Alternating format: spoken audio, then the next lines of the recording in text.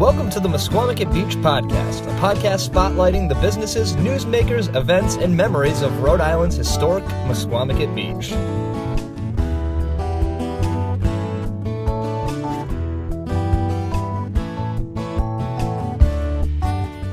Hello, everybody, and welcome back to another episode of the Misquamicut Beach Podcast.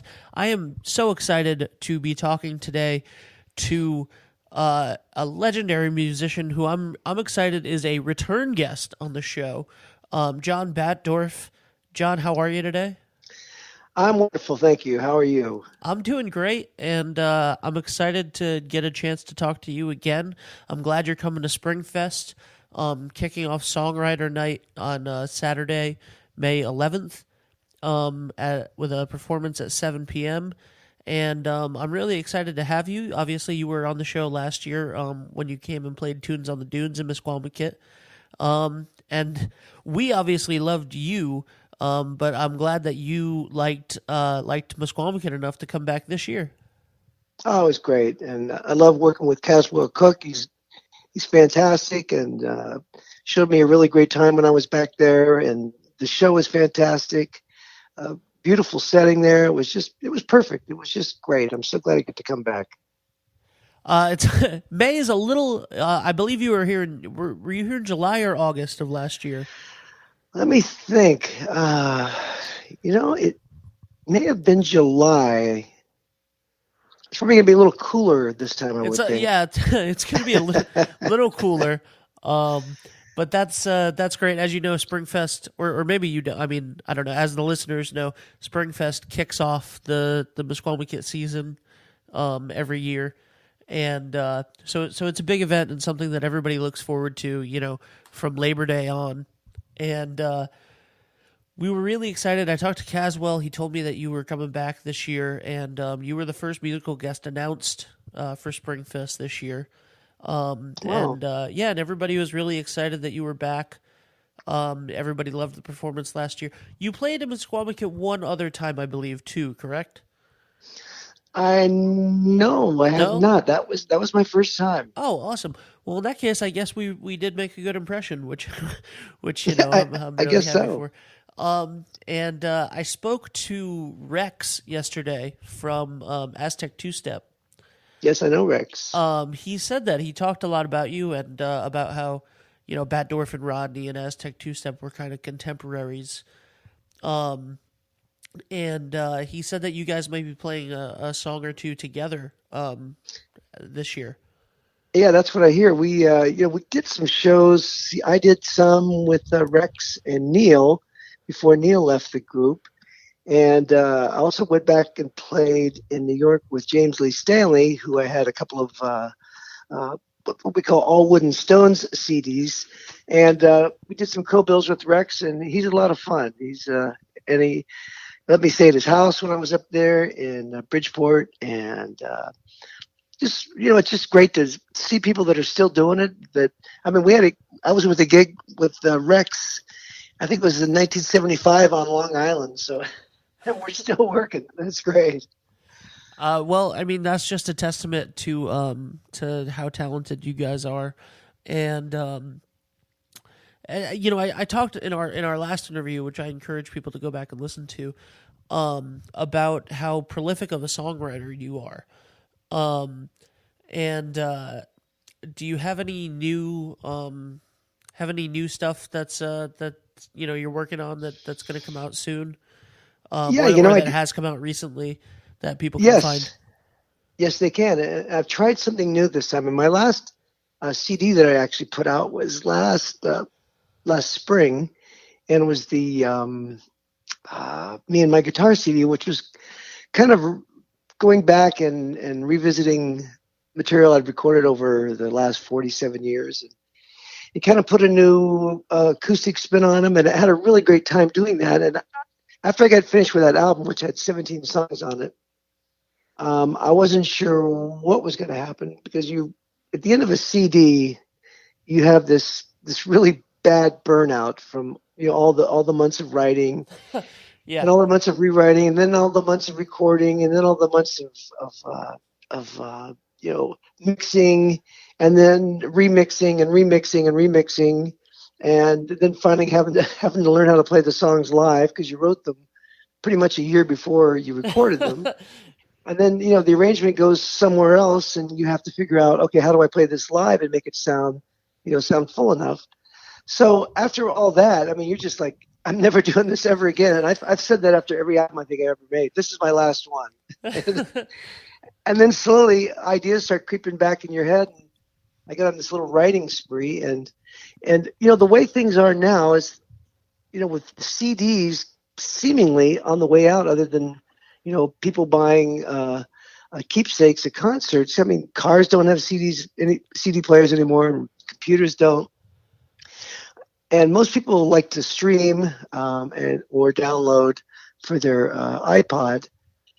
And so I decided to do a digital release on 2 new songs I wrote in the last 5-6 months, and try something new and release songs in pairs until I get to a point where I have enough songs to make a CD and then sell the CD at gigs. But for now, I'm just doing it as a download, and it's going to be interesting to see what happens because it's kind of a whole new thing for me, and I love the new material. I have a song called "Broken" that I really like a lot, and also a really fun song called "I Know What Girls Like," which I absolutely don't, but but I wrote about it anyway, and it's really fun to hear them. And I put together a little video for both songs with the old pictures from the '70s, and it's fun, and I love to play new stuff live because it's kind of what keeps you going. I mean, you just can't keep playing old songs forever. You gotta move forward, and that's what I like to do. I agree with that, and you are an incredibly talented songwriter. So I'm as excited to hear the new stuff as I would be to hear the old stuff, which is always great. Last time you had a song that I absolutely loved called Willoughby, and we talked a lot about that last time you and I spoke, and which is a Twilight Zone episode, a famous Twilight Zone episode, to catch anybody else up to speed. So I just wanted to ask you, have you had a chance to check out the new Twilight Zone? Is that something that excites you, that property is coming back? I did not know that. I know it came back briefly. I thought maybe in the 80s or something, but I did not know that there was a new version of that. It did. It came back in the 80s, but they just... Well, in that case, I'm excited to tell you about this, knowing that you're a Twilight Zone fan. Of course, great. I wish that CBS paid me money to let people know about this. This could be my new job. But yeah, the Jordan Peele, the director of Get Out and Us, and the sort of the horror thriller, the director that's really bringing that genre to the forefront again the last couple of years. CBS brought back the Twilight Zone. I believe it's on their digital platform, but it's sort of a big deal now. Oh, that's cool. I have to check it out. I mean, it was such a fabulous series back in the '60s when. I mean, they had really no budgets, but the writing was so spectacular. And gosh, that was one of the all-time great shows. I agree. I don't think that the 80s one was comparable at all. But no. hopefully this next one will at least inspire people to go back and watch those originals. I also wanted to talk to you about the CD. You had made an album of inspirational songs for recovery. Yes, I did. Soundtracks to Recovery. And I listened to that after we spoke last time, and it was phenomenal. And I was just wondering if you could talk about that a little bit more, because that's sort of an ever-growing thing in our an ever-growing problem, obviously in the country and the world, but specifically this part of the world, this little nestle of the country. Is hit hard by those things, and I think that your music was beautiful and really helpful. Would be really helpful to people, and is really helpful to those who have listened to it. So, would you mind talking a little bit about that album again? Oh heck no! It's the album is called Soundtracks to Recovery, And there's a link on my johnbatdorfmusic.com website that goes there. And originally, I think the idea came back in about 2005 when one of my sons was getting deep into drugs, and we were having a problem getting through that period of time. Even though, I grew up in the summer of love era, and figured that if anybody could handle this kind of thing, my wife and I could, but it wasn't working.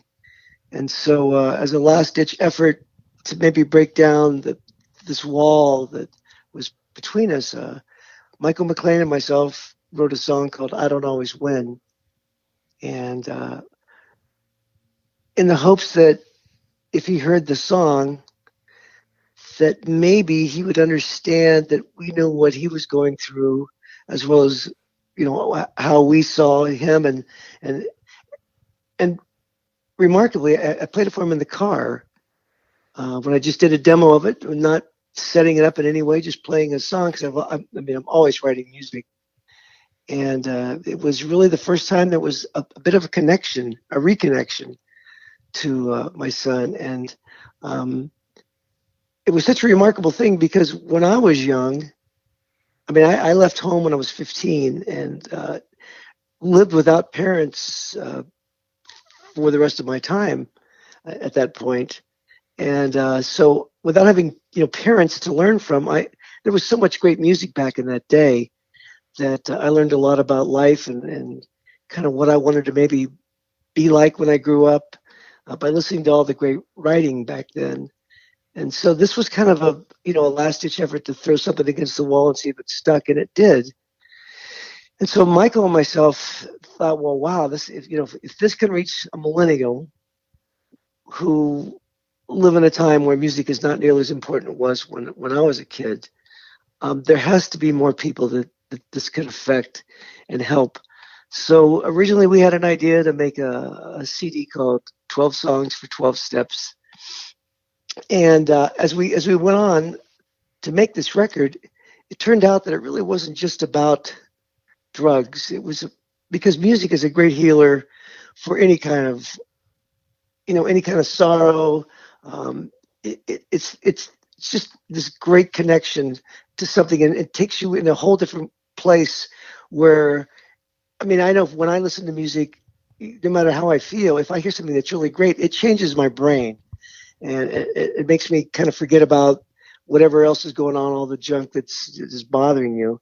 And so we made this record. It has to do with couples, breaking up, a period in their life. There was a song called "Won't Go Down That Road Again." So it just became kind of, because our line was that everybody's recovering from something, and this is an album that can help maybe get people through moments when they can't seem to find the way out. And so we eventually, someone donated money to us to make a dedicated website, and it's the number 2 recovery.net. And we have a video talking about the whole project, and there's some videos on there, and there's also, we offer the music free for those who may need it but can't afford to buy it. So it's been a great thing for us. We've played at recovery centers, recovery conferences, all over the United States, and it's hard to explain how that is when you're in a room where everybody gets it. It's really a powerful thing for us and for the people that are there. So we're really glad that somehow we ended up in that place and made that record, because I think it was really an important thing to do. That's such a beautiful story. It always it gets me. Music is a universal language, and it breaks down barriers. And for you to be able to, even because a lot of times parents and kids don't speak the same language, and it's hard Right. to communicate that. So for you to be able to do that for him, and then to be able to do it on a mass level for so many people is just such a beautiful thing, and a profound thing, and and such a great gift that you've given everybody. So so I just want to take a second to say thank you for that. That's really awesome. Oh, it's my pleasure. And it's I mean, it's just a fantastic thing to. It's funny. I play. When I do my regular shows, I play songs from the Soundtracks to Recovery record, and people say, "Gosh, it was so brave of you to talk about this on stage." And I said, "Why? It's just part of life, and people need to talk about it because the worst thing is when you're in a situation like that, you feel so isolated from the world, and you just feel like there's no one out there that can help. And the best thing to do is talk to others who've gone through it. And, not all the stories are great, but you can't just hide it because it's real. It's like if someone else had another disease, you wouldn't, be afraid to tell people about it. I mean, you have to talk about it because that's what helps in the healing process. Exactly. Yeah. My friend's family runs a nonprofit for mental health recovery, and that's such a huge thing, in both of those sections is just the stigma around it that prevents so many people from reaching out and getting help, and that's such a sad thing. It is that it's just this stigma that they think that they can't. So I think that, everything that you do with that is wonderful. And beyond that, your music as a whole, from the early stuff to the current stuff. I'm excited. I know that everybody that I've talked to about Springfest is super excited that you're going to be there. And is there anything else that you'd like to sort of point people in the direction of? Well, I'd love people to check out the To Recovery website and just check out my website as well, because there's so much music on there and so much history. I talk about the early days with Batdorf and Rodney days, and then the moving on to the band Silver and having the big hit Wham Bam, and then having it end up in the Guardians of the Galaxy 2 movie a couple of years ago. And it's just been a really wonderful journey, and I'm happy to continue on, and I've got more songs I want to record, and I feel like I can't stop. I think that's what I'm here for, and there's no reason to stop. So I'm still recording. As long as I can still sing those high notes and play the guitar, I'm going to keep doing it. Absolutely. I don't think that. I think it would be a very sad day if you stopped, because the world needs more John Batdorfs. Oh, I don't know about that, but thanks. All right, so May 11th, Saturday, May 11th, 7 p.m., kicking off the Songwriter Night at Misquamicut Beach's Springfest 2019. John, thank you so much. It's always a pleasure to talk to you, and I hope that we get to do this again sometime. I hope so, man. All right, thank you very much. Thanks a lot, Ben. Bye. For more information on the events and businesses in Misquamicut Beach, make sure to follow us on Facebook, Twitter, and at Misquamicut.org.